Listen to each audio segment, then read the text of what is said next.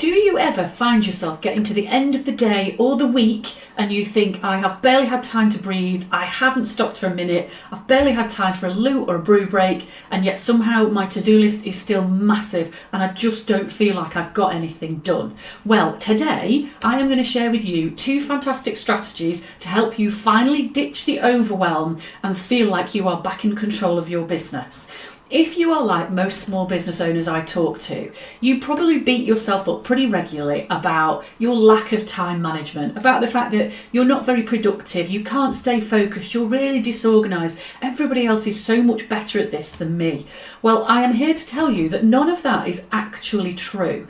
The truth is probably that you are firstly completely unrealistic about how much you are actually capable of achieving. And the second reason is probably that you are not using your diary to help you manage your workload. So you're basically winging it and squeezing everything into tiny non-existent gaps. So here are 2 solutions to help you get rid of that overwhelm and feel calm and much more organised in your business. So the first tip is you really need to get clear on exactly how long things take. I think one of the challenges of running your own business is that you are an optimist. You have to be optimistic to go into building your own business, but sometimes that optimism leads you to just be unrealistic. You actually think you can get 3 days work done every day. You think you can be a human computer and achieve the world in the course of an hour, or you think you can get that complicated email done in 5 minutes, even though last time it took you 45 minutes. So I would say to you is work out how to track exactly how long things take. The tip I give to my own clients is to keep a weekly tracker every 30 minutes all through the course of a week, just to get really clear on how long things take. You can do this through apps like Toggle. Honestly, what I tend to find is if it's in an app, if it's not right in your face, you'll just forget about it. Just have a piece of paper on your desk over the course of the week and make a note of how long things take. Don't overcomplicate it. This is really simple. But what it means is that then you can start to allocate the right amount of time.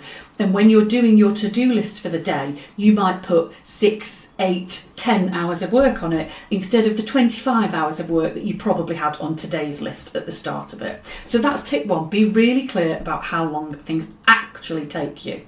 And tip number 2 is to make proper use of your diary so that your to-do list and your diary actually match. The 2 things work together and they help you to keep in control of your workload and to fit everything in very nicely, rather than thinking that you can just squeeze 5 things in to the 10 minutes you have in between 2 meetings and then wondering why you haven't been a beacon of incredible productivity that day. Now, the thing you really need to do with your diary is you have to match it to your natural working patterns, and you have to match it to your energy levels and your strengths. But once you understand how long things actually take, you can start to put them properly in your diary. And when you think about the things you're always trying to squeeze in or you're never getting round to, then you can start to put those things into your diary properly. So you can allocate time for things like sending quotes and proposals, following up meetings, different things like that. Just the daily dealing with emails and messages and communication, which you probably don't allow any time for. You're constantly trying to squeeze things in. And that's an absolute recipe for feeling overwhelmed. You're always on the back foot, you're trying to remember a million different things, and you always feel like you're scrambling and spinning plates. So match your diary map nicely. Think about those things you really want to have in there consistently. Add extra time in after meetings so that you've got follow-up time. If you're going out networking, put some time into your diary to actively follow up your networking. Put some time in there for one-to-ones post-networking. So you can see how all this works. Think about the continuity of the work that you do and making sure there's time in your diary for each of those steps. A caveat though around using your diary to manage your workflow. Well, 2 caveats really. The first is do not overfill your diary. There is always the trap of thinking, right, I know how long things take, I'm going to put every single thing in my diary, and then you just cram it in and it just becomes something that's overwhelming and impossible to stick to all over again. So don't overfill your diary. but also make it match with you. So as an example, one of my clients had started to put a time slot into her diary after every client meeting to write up her notes. But what she found was she wasn't making use of that time. She'd go and make a cup of tea, she might deal with a couple of emails, before you know it, she was on to the next meeting.